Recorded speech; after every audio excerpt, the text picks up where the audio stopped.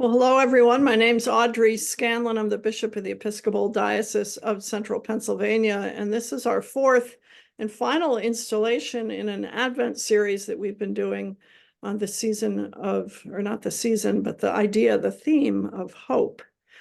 We've heard from two lay people in our diocese. We've heard from a deacon. Last week we heard from the Reverend Shana Watson, a priest in the diocese, and today we have saved the order of bishop for last. And so, Kevin, I'm delighted to have you join us. This is Kevin Nichols. He's the Bishop of the Episcopal Diocese of Bethlehem. So welcome. Thank you. Good to be here with you, Audrey. Yeah. Kevin, we've had a lot of meetings in the diocese this Advent, and I always like to start with some kind of fun icebreaker. And so I'm going to ask you the same question I've been asking around vestry meetings and council meetings. What is at the top of your Christmas tree? Ooh. So metaphorically, it would be a tree because we have no tree and will have no tree this season. Our home is in the midst of some pretty dramatic renovations, so we are stripped down bare. But typically at the top of the tree would be a beautiful angel. Oh, is it a special angel? Yeah, it was one that was, I believe, given to Patty by one of the kids at a moment that it made it even more precious because it probably took every last resource they had to buy it. So it has a family history and memory. That's beautiful. I've heard all sorts of stories this Advent about lots of angel stories, lots of star stories, but somebody even has the Death Star on top of their tree. Another priest in our diocese, they wouldn't want me identifying them. Their family has had a doll, a baby doll, and the head came off the baby doll years ago. And so, as a joke, the kids put the baby doll head on the top of the tree, and that's become their family tradition. Hey. But one of the interesting things that I've noticed is that people talked a lot about duct tape and glue guns, and that these lovely old items have been so cherished, and the tradition is really important. Yeah. So I like your angel story, if you were to have had a tree. Amen. We've been talking about hope, as you know, this Advent, and I'm curious. I know you have a story you want to share, and then after that, I know it's on the theme of hope, but after that, I'd like to ask you a couple of pointed questions. So tell us your hope story. Yeah, well, it's an Advent expectation story that I think is tied um, poignantly um, to my own learning about Christian hope. So, 1998, Advent 1998, shortly after Thanksgiving, Patty and I received word that a young child was waiting for us in faraway Cambodia. Yeah, our youngest son, whom we were to adopt, who was about 2 months old. And so we made all those preparations. I mean, it was Advent preparation, trying to do everything like buy a crib and prepare for a child and get tickets and prepare for a flight. And 2 days before we were scheduled to take off for Phnom Penh, the government shut down in Cambodia, and our hearts sank. We were waiting and waiting. And this wait extended beyond Christmas into early January. And this notion, of God and what God's role is in these moments. I was wrestling with God as how could you possibly leave this child without its new parents for this season?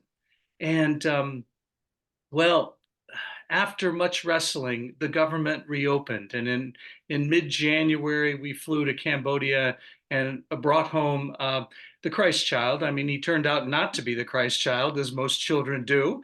Um, but what I think I would offer is that it just reminded me that that that Advent and Advent hope is not about these false senses of nostalgia, of sentimentality. I mean, White Christmas sentimentality, but actually, it's around this notion that that God is present in the very real moments of our living and loving, which are often tragic, difficult, heartbreaking, and and that's where Christian hope lies for me. That somehow we are partnering with God in this broken world to somehow make it better and to make it different.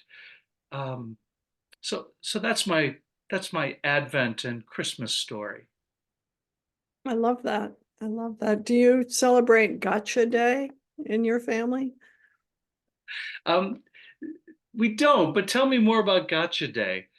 Well, I have other friends who have done Oh, adoptions. Gotcha Day. I get it. Yeah, the, the second birthday of sorts, the day when they arrive. Yeah, um, we did that for many of the early years. Yeah, yeah, That's a beautiful story, and I think, and a really personal story about how you have maintained hope in what probably felt like a pretty hopeless time, right? yeah, Yeah. yeah.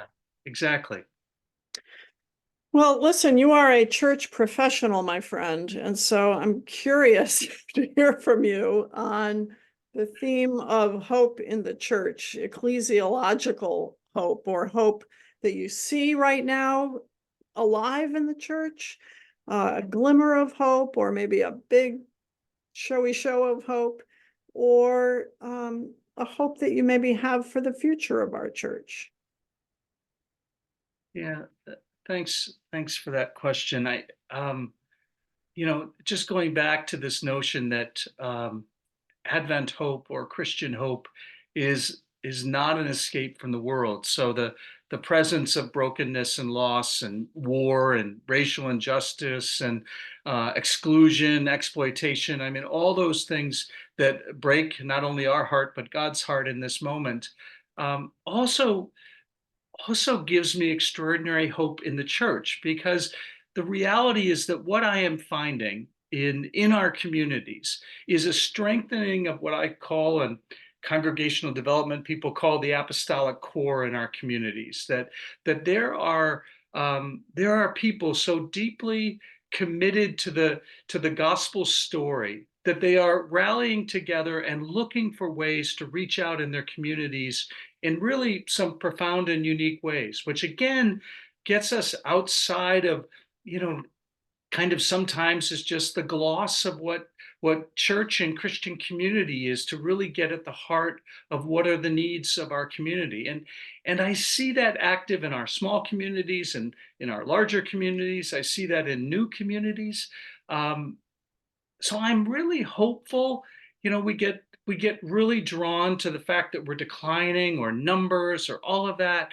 But I see really a strengthening of that core, which gives me tremendous hope for the future of the church, because the things that we all love, we hold on to, you know. But what I'm hearing from people is, gosh, I don't know how people do it without a church community. So for me, that's extraordinary hope. I also see in this moment that there are partnerships that are forming um, in communities, among denominations, um, with the kind of wider kind of secular community, that we may not have even attempted in the past, because we were able to stay siloed, and able to focus just internally. And again, those give me a real sense of hope for the future. Here in Bethlehem, the growth of our Latinx congregations, which every time I gather, I was there on the first Sunday of Advent. They always make me tamales, and they always have tamales for me to bring home, which is my new favorite. But there's such a deep sense of community there, such a sense that we can walk forward together.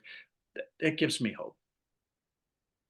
So some of what I hear you saying is hope as you're experiencing it and seeing it is in the broadening of our church experience, right? Yeah. We are very interested in the Diocese of Central Pennsylvania in learning from you about Latinx ministry, because it's an area of possibility and growth for us.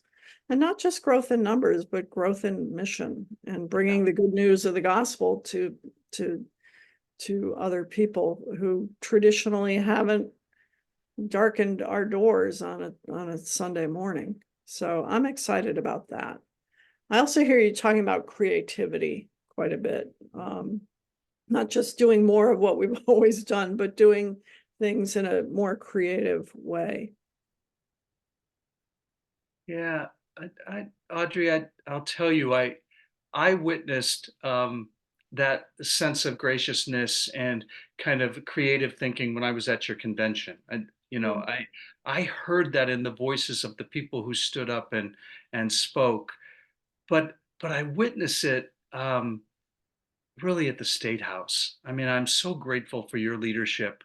Mm. Um, and the anti-violence, anti-gun violence efforts that was um, that was just so strategically planned, and the leaders from the wider community that came together, not just in worship, but to meet with legislators and to share their witness and to ask them to look anew and to look deeply.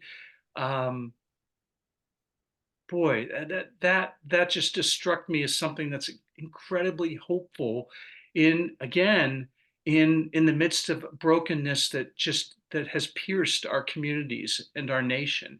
Mhm. Um, and it does feel like work that's being done with a beloved God who walks with us even in the most tragic moments. Yes, in preparation for this video, I not just this video, but the whole series, I've been reading through our catechism in the back of the prayer book, and it says one of the questions is, what is Christian hope? And I don't have the answer committed to memory, but it talks about newness and fullness of life, living in the newness and fullness of life, as we await the consummation of God's plan for all time. But what I love about the ministry that is happening in your diocese and in mine, is that we're not just passively waiting for God to arrive and Yes. complete God's work, that we are active co-creators in that work. And we are agents of hope by the very ministry we live out day by day. So I'm excited about that. So Amen. the way I've been talking, I forgot to say in the beginning that you and I are kind of knee deep in doing work of discerning reunification between our dioceses. And if people are wondering, where have I seen that guy in the purple shirt before? It's Kevin Nichols, who is discerning alongside us and our reunification discernment team as we partner with the Diocese of Bethlehem. So thank you for being here tonight. Thank you, and blessings upon you, Audrey, and your family, and the beloved of the Diocese of Central Pennsylvania. Know that you're in our prayers, and we look forward to walking together. Thank you, Kevin. Same back to you and the Diocese of Bethlehem. Take care.